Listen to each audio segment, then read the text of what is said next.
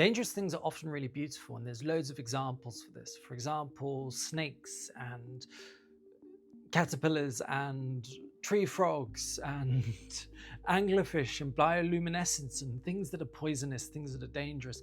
Tigers with their stripes and their patterns.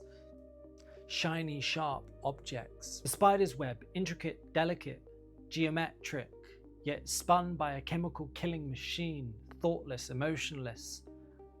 And yet the morning sunlight refracting through the dew that hangs off its strands can be described nothing but art. The deep ocean and the void of space. Things that have this primal danger to us human beings seem fascinated with.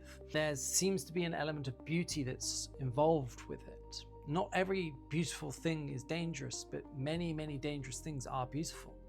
And it's an interesting phenomena, this intersection of intrigue to peril, essentially, and essentially the art and the appreciation that comes from it. Is it a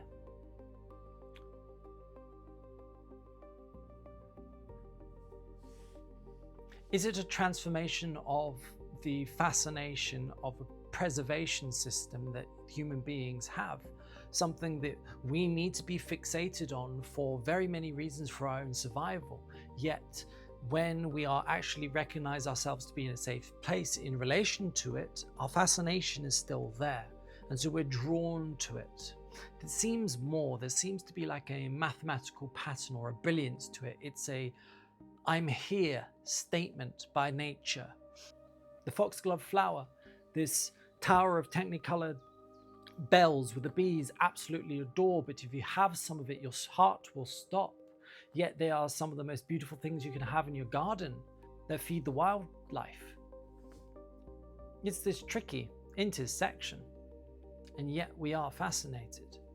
We're transfixed by fire and find ourselves mesmerized, hypnotized, and lulled into a meditative state where we watch the plasma of the embers flick and flame as we lose ourselves within the beauty of it all. Yet if we were to step into it, it would consume us in unimaginable unimaginable pain, and yet we're drawn to it.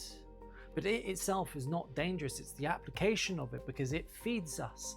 It draws out the nutrients of the food that we have. It also cleans our wounds and keeps us safe at night. And we're drawn to it.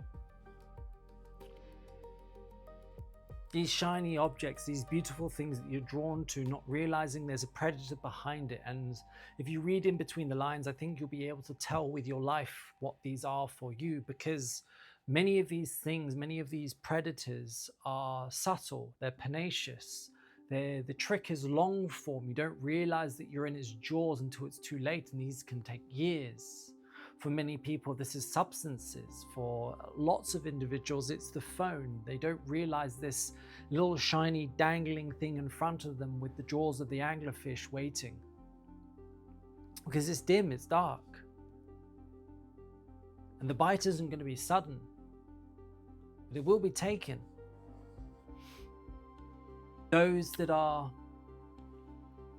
attracted to danger, we admire with their bravery. There's something about doing a handstand on the solid floor that isn't that impressive, yet something about doing it at the top of a building is mesmerizing to us. And yet, there is, in some isolated sense, nothing different other than the added danger that makes it all the more impressive.